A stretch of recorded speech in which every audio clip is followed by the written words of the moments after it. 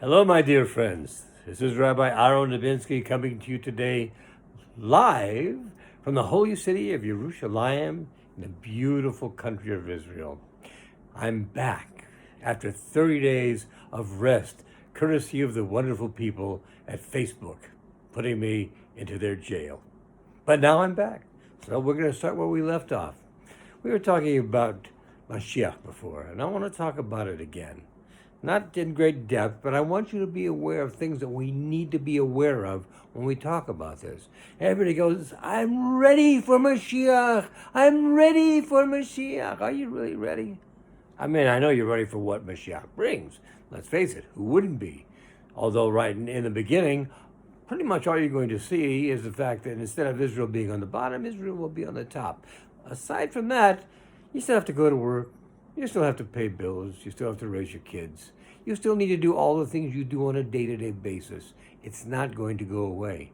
So let's talk about, are you ready for Mashiach? Are you ready for Mashiach? Well, that's the final redemption. That's the beginning of the final redemption. So how can we prepare for that ourselves? Well, there's millions of us. Let's start by talking about our own personal redemptions.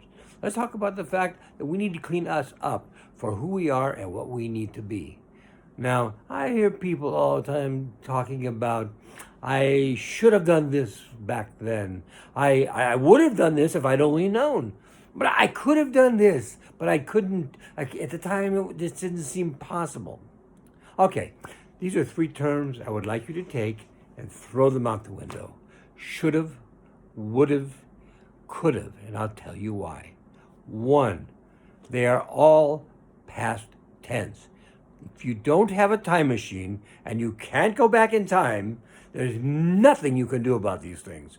So let them go. They are useless. They serve one purpose and one purpose only: to make you miserable, to make you feel like you didn't do the right thing, to make you feel like you're debilitated because look what a failure you are because of what you've done or haven't done. You don't need this. This isn't what you want in life.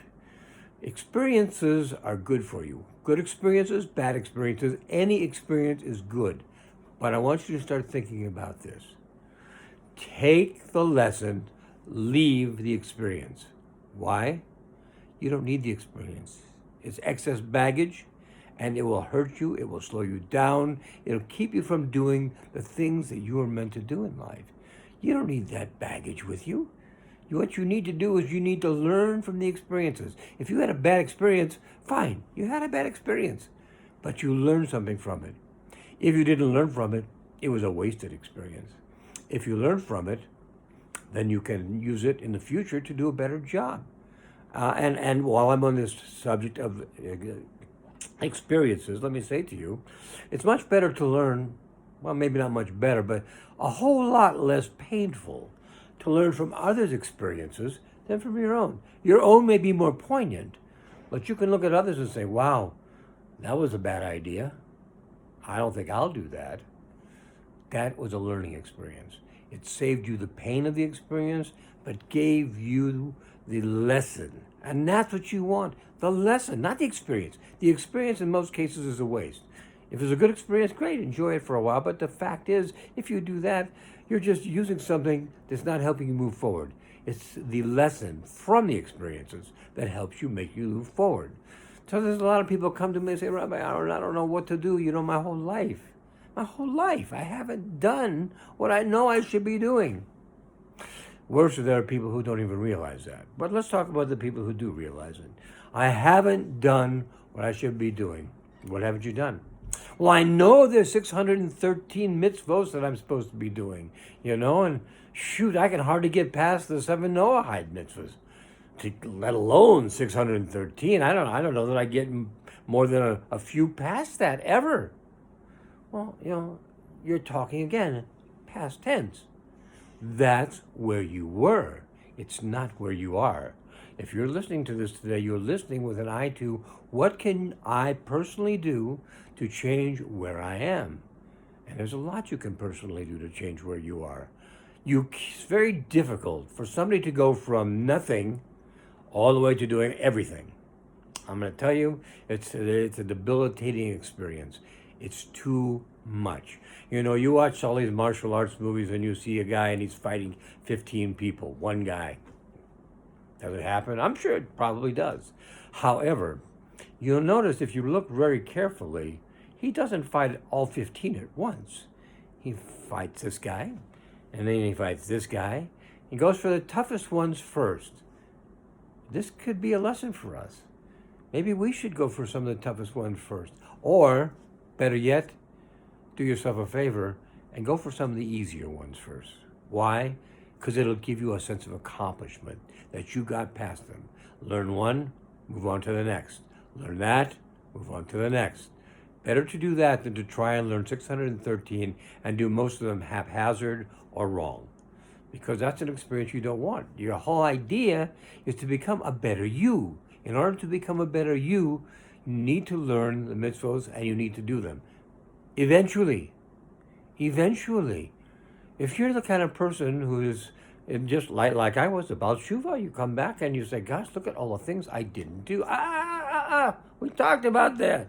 You could have done, would have done, should have done. Lose those words. They hold you back. You can't think about that. Think about, where am I now? Where do I want to be? And how do I get from point A to point B? The answer is, you start at the beginning.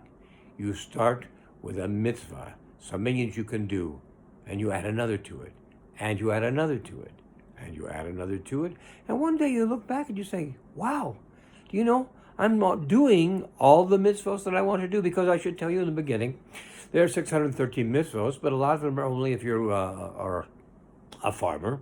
A lot of them are only if there's a Beit HaMikdash, which there is not right now, but there will be soon, B'ezrat Hashem. They are things that you can't do. So you've just taken your 613 and whittled it down to 500, say, maybe less. But I haven't put a number to it, but you understand what I'm saying. There are some you can't do. They don't apply to you, and they don't apply anymore. They could. If you're a farmer, they apply to you, okay? If and when the Beit HaMikdash is reconstructed, there are some in there that will apply to you. But for now, they don't. So work on what you can work on right now to move you forward. Where do we start? Where is the best place to start? I'll tell you where's the best place to start. I don't have to tell you. It was said in the book of Micha this week as the Haftorah for Balak. Balak is a great story. It's about a king who wants to have a prophet destroy the Jewish people. What he didn't even realize is sometimes we can be our own worst enemies, and we are more destructive on ourselves than anybody else could possibly be to us. But that's another story for another time. That's negative. We want to stick to the positive today. So, what is it that Hashem wants from you? On the end of this week's Haftorah, it tells us. It says, He has told you, O man, what is good, what Hashem seeks from you.